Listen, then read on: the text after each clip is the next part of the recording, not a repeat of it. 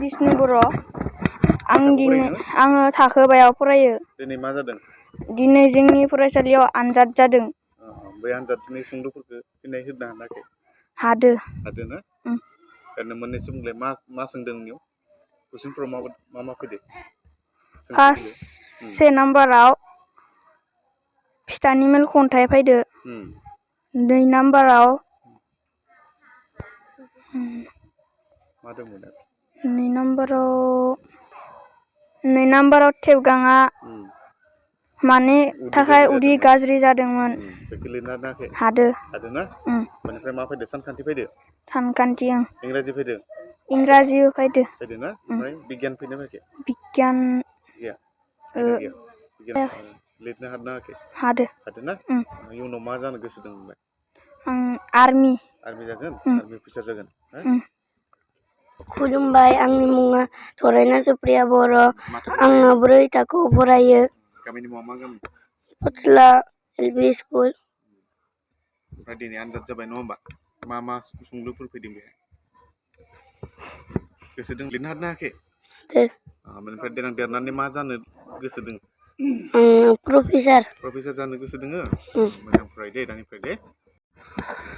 दिनै खाग्राबारि दख'रा दुलाराय बर' फरायसा आफादा जोबोद गोजोननाय मोनदों।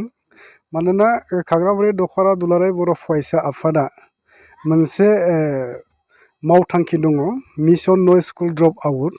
आरो बिनिनो दिनै खाग्राबारि दख'रा दुलाराय बर' फरायसा आफादा नैबे खाग्राबारि ओनसोलाव थानाय मोन 17टा सेन्टाराव जोंनि गुदि फरायसालियाव थाखो 3निफ्राय थाखो 5सिम जोङो मोनसे रोंगौथि सायख' आनजाद जोङो लानाय जादों। आरो बे मोन 17टा सेन्टाराव जोंहा गासै फरायसा हिसाबै 330नि फरायसुला फरायसुलि बिथांमोना गोसो गुदुङै बाहागो लादों।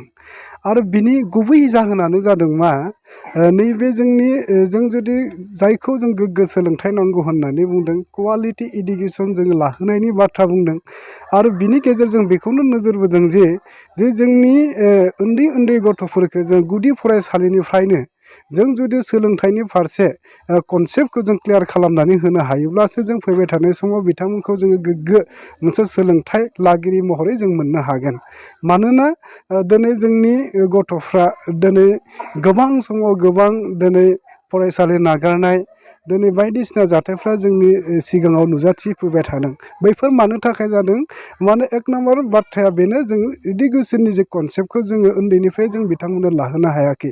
आरो बे इडुकेसननि कनसेप्टखौ होनो थाखायनो जोङो दिनै उन्दैनिफ्रायनो नैबेबायदि मोनसे हाबाफारिनि गेजेरजों नैबे सोलोंथाइयादि सासे मानसिनि जिउआव थांना थानायनि थाखाय बेसेबां प्रयजन, आरो सोलोंथाइ थायोब्लासो सासे मानसिया गावखौ मानसि हिसाबै गसंथानो हागोन, बेखौ जों नोजोर बोनाय जादों। ओंखायनो जों नैबे हाबाफारिखौ जोङो नैबे उन्दै उन्दै समनिफ्रायनो जोङो जे सोलोंथाइनि जे मोनसे गोनांथि दङ, बेखौनो गोसोआव सोना होनो थाखाय जोङो गिबि सेन्टाराव बे हाबाफारिखौ जों दख'रा एबसुआ लानाय जादों।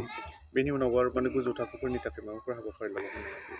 जोङो LP स्कुलखौ लाखांनायनि उनाव जोंहा मिशन नो स्कुल ड्रप आउटखौ बेखौ साक्सेस खालामनो थाखाय, बा जोंनि ओनसोलाव फरायसालि नागारनाय जे मोनसे बेखौ फोजोबस्रांनो थाखाय जोङो दख'रा एबसुआ दिनै जोङो गारजेन बिथांमोनजों जोङो सोलोंथाइनि बिथिङाव सांग्रांथि लाबोनो थाखाय सावरायदों। फरायसाफोरजों जोङो मटिभेसन केरियार काउन्सिलिं लाबोदों। आरो जोङो स्कुल वाइसआव जोङो मान्थलि क्वार्टारलि जोङो मटिभेसन बिथांमोननि थाखाय मा खालामनाय? दिनै जों बेखौनो नोजोर होबोबाय थादों। जों दिनै फरायसाफोरजों गोबां समाव गोबां जों रायज्लायबोबाय, गोबां समाव सोलोंथाइनि फारसे मटिभेसन केरियार काउन्सिलिं जों होबोबाय थादों। नाथाय जों दुलाराय बर' फरायसा आफादा बा बर' ससाइटिया लुबैनाय बायदि जोंनि गथ'फोरखौ जोङो मोननो हायाखै दिनैनि थारिखआव। दा बावहाय जों नैखौनो नोजोर होदों, 1 नाम्बार जोंनिया मबेयाव जोङो लेकिंसा एक्सुवेलि मबेयाव दङ। जोङो बर' ससाइटिया लुबैदों डाक्टार, इन्जिनियार बा गोग्गो सुबुंखौ जों लुबैदों। नाथायबा जों दिनै बिनि थाखाय जों खामानि मावबाबो जों दिनै मोगथाङाव जोङो मोनजोबनो हायाखै, लुबैनाय बायदि मोनाखै।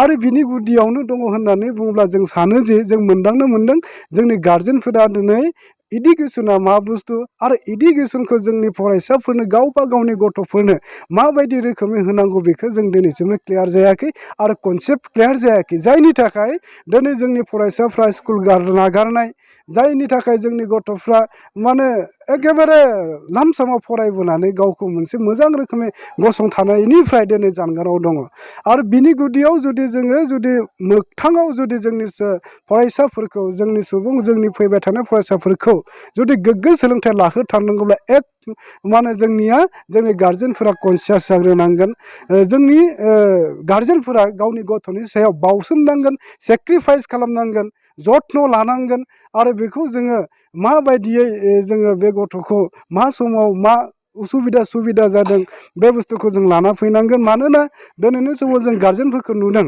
जोंनि गार्जेनफोरा गावनि गथ' गथायनि मोजांनि थाखाय दिनै जोंनि फरायसाफोरनि जि मोनसे फोरोंगिरि जोंनि गार्जेनफोरा लिङा खम जादों बिथांमोनजों जोंहा सोमोन्दो लाखियाखै कमिउनिकेसन लाबोआखै जायनि थाखाय दिनै जोंनि गार्जेनफोरा गावनि गथ'आ बे लेभेलसिम हानानै दङ बिनि आखल आखुआ मा जानानै दङ बेखौ जोङो मिथिनो हायाखै जायनि थाखाय जोंनि गार्जेनफ्रा फोसाबनो हायाखै बेनिखायनो आं दिनैनि समाव खावलायदों नोंथांमोननि पर्टेल निउसनि गेजेरजों जोंनि गार्जेनफोरा गमामायैनो जुदि गावनि गथ'खौ सासे गोग्गो सुबुं मोननो लुबैदोंब्ला सासे सुबुं सम्पद मोननो लुबैदोंब्ला जोङो जोंनि गार्जेनफोर जोंनि फोरोंगिरिफोरजों खाथि सोमोन्दो थानानै जों खामानि मावनांगोन बेखौ आं सानो